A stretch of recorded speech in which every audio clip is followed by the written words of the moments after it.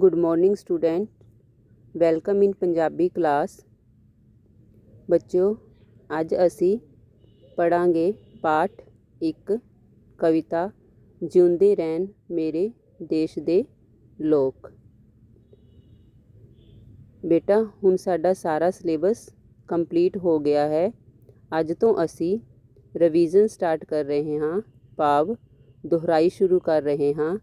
इसलिए अज पहले पाठ कविता दी दोहराई करांगे। इस कविता विचों काव टुकड़ी आएगी जिस दे थल्ले कुछ प्रश्न दिते गए होणगे। उस काव टुकड़ी विचों तुसीं उन्हां दे उत्तर चुन के लिखने हन। पाठ 1 कविता जिउंदे रहन मेरे देश दे लोक। कवित्री सुरिंदरजीत कौर। जिउंदे रहन मेरे देश दे लोक, वसदे रहन मेरे वतन दे लोक। इस विच कवित्री सुरिंदरजीत कौर कहती है कि मेरे देश दे लोक हमेशा जिउंदे रहन। वो हमेशा वसदे रहन, भाव मेरा देश अते मेरे देश दे लोक हमेशा खुशहाल रहन। वसदी रहे ये धरती सारी। ये जिन्नी भी धरती हैगी है वो सारी हमेशा वसदी रहनी चाहिदी है, हमेशा खिड़दी रहनी चाहिदी है। हमेशा इस धरती उत्ते लोकां दा वास रहना चाहिदा है। महके इसदी मिट्टी प्यारी। इसदी मिट्टी हमेशा महकदी रवे। महकदी रवे तो भाव है कि इसदी मिट्टी विच हमेशा खुशबू आंदी रवे। टहकन इसदे बाग बगीचे। इसदे बाग बगीचे हमेशा हरे भरे रहन, किथे भी सुक्का ना पवे। हर एक बंदा इसदे बाग बगीचों नूं वेख के खुश होवे, भाव बाग बगीचे हमेशा हरे भरे रहन, हर पासे हरियाली होवे। चहकन इसदे चिड़ी जनोर। इसदे पंछी अते पशु हमेशा खुशी नाल चहकदे रहन। पंछी, चिड़ी, जनोर जानवर। चहकन हमेशा चहकदे रहन, हमेशा उन्हां दियां खुशियां भरियां आवाज़ां वातावरण विच आंदियां रहन। हर आफत नूं इस धरती दे लोक बहादुर लैंदे रोक। कहंदे ने इस धरती दे जिहड़े बहादुर लोक हन ਉਹ इस धरती उत्ते आउण वाली हर एक मुसीबत का सामना डट के करते हैं। इस तरह वो धरती माता ते आउण वाली मुसीबत नूं रोक लैंदे हन। जिउंदे रहन मेरे देश दे लोक। मेरे देश दे लोक हमेशा जिउंदे रहन अते इस देश नूं हमेशा खुशहाल बनाउंदे रहन। धरती दुआले छाया अंबर, नदियां रोहियां रुख ते सागर। पर्बत झीलां नदियां नाले, मिट्टी ताईं पूजन वाले। धरती दुआले छाया अंबर। इस धरती दे चारों पासे आसमान छाया होया है, भाव सानू इस तरह लगता है जिवें साडी धरती नूं हर तरफ तो अंबर ने घेर रखिया है। नदियां रोहियां रुख ते सागर।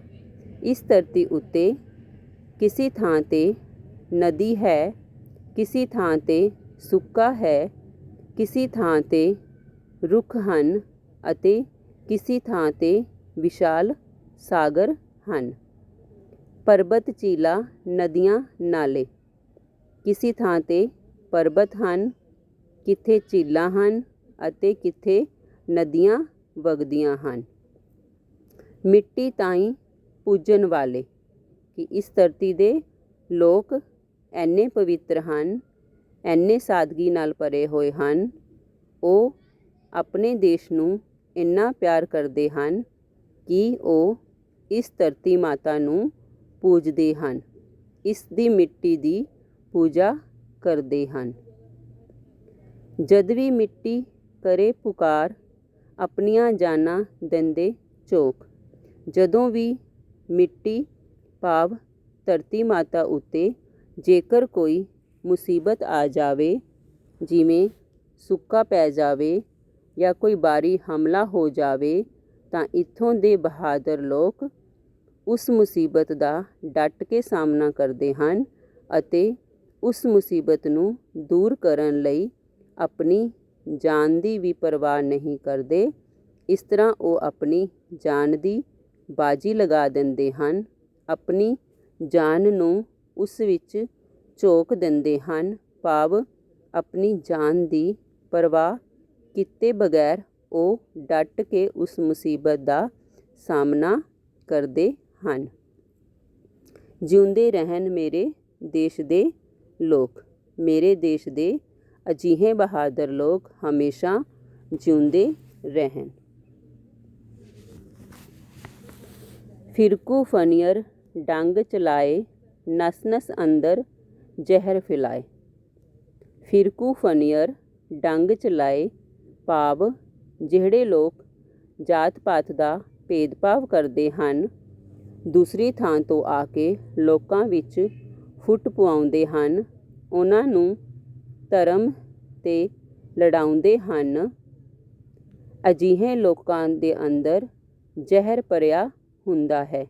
ਨਸ ਨਸ ਅੰਦਰ ਜ਼ਹਿਰ ਫੈਲਾਉਣ, ਇਸ ਤਰ੍ਹਾਂ ਇਹ ਲੋਕ ਜਿਹੜੇ ਨੇ, ਇਹਨਾਂ ਦੇ ਅੰਦਰ ਜ਼ਹਿਰ ਭਰਿਆ ਹੁੰਦਾ ਹੈ। ਇਹ ਦੂਜੇ ਲੋਕਾਂ ਵਿੱਚ ਵੀ ਧਰਮ ਦੇ ਨਾਂ 'ਤੇ ਨਫ਼ਰਤ ਫੈਲਾਉਂਦੇ ਹਨ ਅਤੇ ਉਹਨਾਂ ਨੂੰ ਆਪਸ ਵਿੱਚ ਲੜਵਾਉਂਦੇ ਹਨ, ਉਹਨਾਂ ਦਾ ਭਾਈਚਾਰਾ ਖਤਮ ਕਰਨ ਦੀ ਕੋਸ਼ਿਸ਼ ਕਰਦੇ ਹਨ। ਇਸ ਤਰ੍ਹਾਂ ਇਹ ਫਿਰਕੂ ਜਿਹੜੇ ਧਰਮ ਦੇ ਵਿਵਾਦ ਵਿੱਚ ਫਸਾ ਕੇ ਲੋਕਾਂ ਨੂੰ ਲੜਾਉਂਦੇ ਹਨ, ਇਹ ਆਪਣੇ ਜ਼ਹਿਰੀਲੇ ਡੰਗ, ਆਪਣੀਆਂ ਬੁਰੀਆਂ ਸੋਚਾਂ ਦਾ ਪ੍ਰਭਾਵ ਲੋਕਾਂ ਉੱਤੇ ਪਾ ਕੇ ਜ਼ਹਿਰ ਫੈਲਾਉਂਦੇ ਹਨ। ਮਿੱਟੀ ਦੀ ਦੇ ਛਾਲੇ ਛਾਲੇ, ਫਸਲਾਂ ਫੁੱਲ ਬਾਗ ਕੁਮਲਾਏ। ਕਹਿੰਦੇ ਇਹਨਾਂ ਦੇ ਜ਼ਹਿਰ ਫੈਲਾਉਣ ਦੇ ਕਾਰਨ ਸਾਡੀ ਧਰਤੀ ਮਾਤਾ ਜਿਹੜੀ ਹੈ, ਉਸ ਦਾ ਸਰੀਰ ਜਿਹੜਾ ਹੈ ਉਹ ਛਾਲੇ ਛਾਲੇ ਹੋ ਜਾਂਦਾ ਹੈ, ਭਾਵ ਧਰਤੀ ਮਾਤਾ ਦਾ ਸਰੀਰ ਬਹੁਤ ਦੁਖੀ ਹੁੰਦਾ ਹੈ, ਉਹ ਕਈ ਤਰ੍ਹਾਂ ਦੇ ਦੁੱਖ ਭੋਗਦੀ ਹੈ। ਫਸਲਾਂ ਫੁੱਲ ਬਾਗ ਕੁਮਲਾਏ, ਜਦੋਂ ਧਰਤੀ ਦੁੱਖ ਭੋਗਦੀ ਹੈ, ਉਸ ਵਿੱਚ ਫਸਲਾਂ ਫੁੱਲ ਔਰ ਬਾਗ ਜਿਹੜੇ ਨੇ ਉਹ ਸਾਰੇ ਵੀ ਮੁਰਝਾ ਜਾਂਦੇ ਹਨ, ਕਿਉਂਕਿ ਜਦੋਂ ਲੋਕ ਆਪਸ ਵਿੱਚ ਧਰਮ ਨੂੰ ਲੈ ਕੇ ਲੜਾਈ ਝਗੜੇ ਕਰਦੇ ਹਨ ਤੇ ਉਹਨਾਂ ਦਾ ਲਹੂ ਧਰਤੀ ਉੱਤੇ ਡਿੱਗਦਾ ਹੈ, ਤਾਂ ਧਰਤੀ ਮਾਤਾ ਆਪਣੇ ਪੁੱਤਰਾਂ ਦੇ ਲਹੂ ਨੂੰ ਦੇਖ ਕੇ ਬਹੁਤ ਦੁਖੀ ਹੁੰਦੀ ਹੈ ਔਰ ਉਸ ਦੁੱਖ ਦੇ ਕਾਰਨ ਹੀ ਫਸਲਾਂ ਫੁੱਲ ਅਤੇ ਬਾਗ ਜਿਹੜੇ ਨੇ ਉਹ ਕੁਮਲਾ ਜਾਂਦੇ ਨੇ, ਉਹ ਮੁਰਝਾ ਜਾਂਦੇ ਨੇ। ਸੂਹੇ ਮਾਂਦਰੀਆਂ ਬਿਨ ਦੱਸੋ, ਕੌਣ ਲਵੇ ਸੱਪਾਂ ਨੂੰ ਰੋਕ।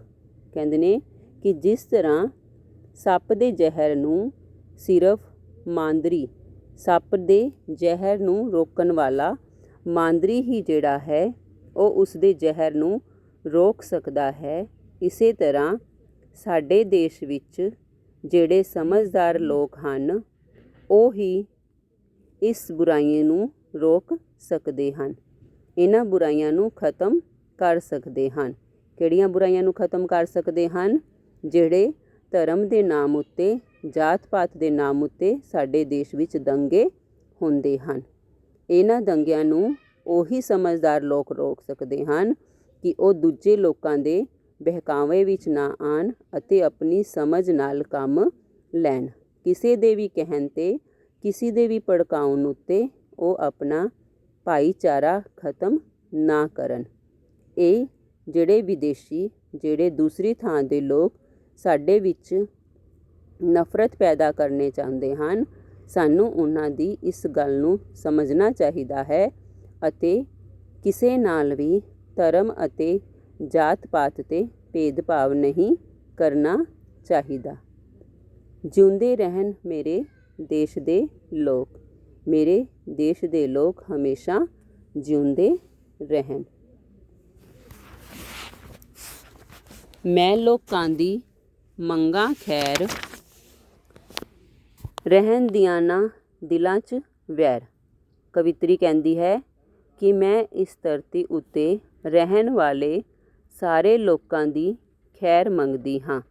ਖੈਰ ਤੋਂ ਭਾਵ ਹੈ ਕਿ ਮੈਂ ਸਭ ਦਾ ਸੁੱਖ ਮੰਗਦੀ ਹਾਂ, ਸਭ ਦੀ ਸਲਾਮਤੀ ਮੰਗਦੀ ਹਾਂ, ਚਾਹੇ ਉਹ ਕਿਸੇ ਵੀ ਜਾਤ ਪਾਤ ਨਾਲ ਸੰਬੰਧ ਰੱਖਦੇ ਹੋਣ। ਮੈਂ ਰੱਬ ਅੱਗੇ ਇਹੀ ਅਰਦਾਸ ਕਰਦੀ ਹਾਂ ਕਿ ਉਹ ਸਭ ਲੋਕ ਹਮੇਸ਼ਾ ਸਲਾਮਤ ਰਹਿਣ। ਰਹਿਣ ਦਿਆਂ ਨਾ ਦਿਲ 'ਚ ਵੈਰ। ਮੈਂ ਆਪਣੇ ਮਨ ਵਿੱਚ ਕਿਸੇ ਵੀ ਤਰ੍ਹਾਂ ਦੀ ਵੈਰ ਦੀ ਭਾਵਨਾ ਨੂੰ ਨਹੀਂ ਰੱਖਦੀ ਔਰ ਨਾ ਹੀ ਕਿਸੇ ਦੂਸਰੇ ਦੇ ਮਨ ਵਿੱਚ ਵੈਰ ਆਉਣ ਦਿੰਦੀ ਹਾਂ। ਕਵਿੱਤਰੀ ਕਹਿੰਦੀ ਹੈ ਕਿ ਮੈਂ ਇੱਥੇ ਦੇ ਸਾਰੇ ਲੋਕਾਂ ਦੀ, ਭਾਵੇਂ ਉਹ ਕਿਸੇ ਵੀ ਜਾਤ ਪਾਤ ਨਾਲ ਸੰਬੰਧ ਰੱਖਦੇ ਹੋਣ, ਉਹਨਾਂ ਵਿੱਚ ਵੈਰ ਨਹੀਂ ਰੱਖਦੀ ਅਤੇ ਉਹਨਾਂ ਸਭ ਦੀ ਸਲਾਮਤੀ ਮੰਗਦੀ ਹਾਂ। ਖੈਰ ਮੰਗਾਂ ਦਰਿਆਵਾਂ ਦੀ, ਧੀਆਂ ਪੁੱਤਾਂ ਮਾਵਾਂ ਦੀ। ਨੇ ਮੈਂ ਆਪਣੇ ਦੇਸ਼ ਵਿੱਚ ਵਗਣ ਵਾਲੀਆਂ ਦਰਿਆਵਾਂ ਦੀ ਵੀ ਖੈਰ ਮੰਗਦੀ ਹਾਂ ਕਿ ਇਹ ਦਰਿਆਵਾਂ, ਇਹ ਨਦੀਆਂ ਹਮੇਸ਼ਾ ਵਗਦੀਆਂ ਰਹਿਣ, ਕਿਉਂਕਿ ਇਹਨਾਂ ਦਰਿਆਵਾਂ ਉੱਤੇ ਕਹੀਆਂ ਦਾ ਵਪਾਰ ਚੱਲਦਾ ਹੈ। ਧੀਆਂ ਪੁੱਤਾਂ ਮਾਵਾਂ ਦੀ।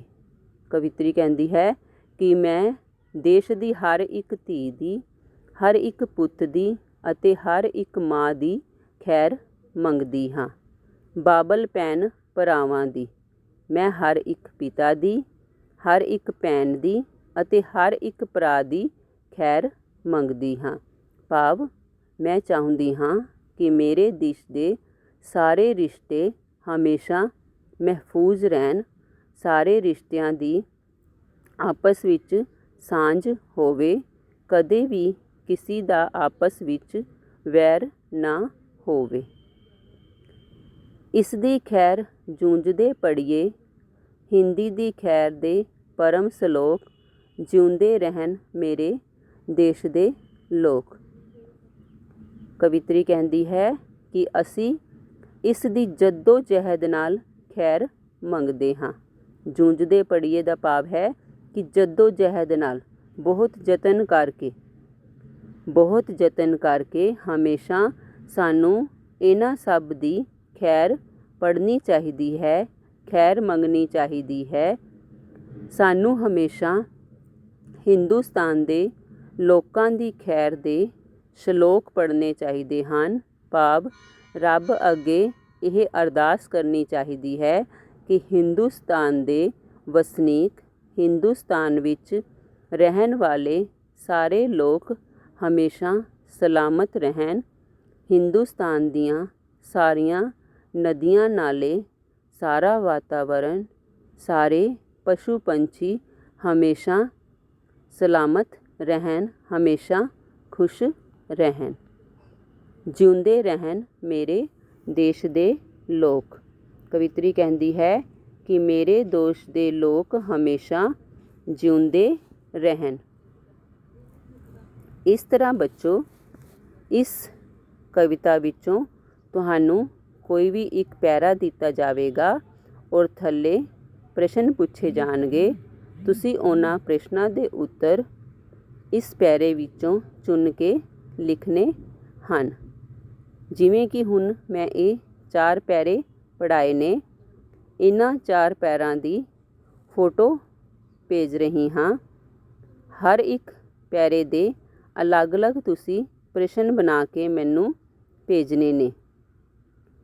ਇਹਨਾਂ ਸਾਰੇ ਪੈਰਿਆਂ ਵਿੱਚ 2 ਕੁਐਸਚਨ ਜਿਹੜੇ ਨੇ ਉਹ ਕਾਮਨ ਹੋਣਗੇ, ਭਾਵ 2 ਪ੍ਰਸ਼ਨ ਜਿਹੜੇ ਨੇ ਉਹ ਸੇਮ ਬਣਨਗੇ। ਪਹਿਲਾ ਪ੍ਰਸ਼ਨ ਹੈ ਕਿ ਕਵਿਤਾ ਦਾ ਨਾਮ ਜਾਂ ਇਹ ਸਤਰਾਂ ਕਿਹੜੀ ਕਵਿਤਾ ਵਿੱਚੋਂ ਲਈਆਂ ਗਈਆਂ ਹਨ। ਦੂਸਰਾ ਹੈ ਕਵੀ ਦਾ ਨਾਮ, ਭਾਵ ਇਹ ਸਤਰਾਂ ਕਿਹੜੇ ਕਵੀ ਦੁਆਰਾ ਲਿਖੀਆਂ ਗਈਆਂ ਹਨ। ਇਸ ਤਰ੍ਹਾਂ ਤੁਸੀਂ ਹਰ ਇੱਕ ਪੈਰੇ 'ਚੋਂ 5 ਪ੍ਰਸ਼ਨ ਬਣਾ ਕੇ ਭੇਜਣੇ ਹਨ। Thank you.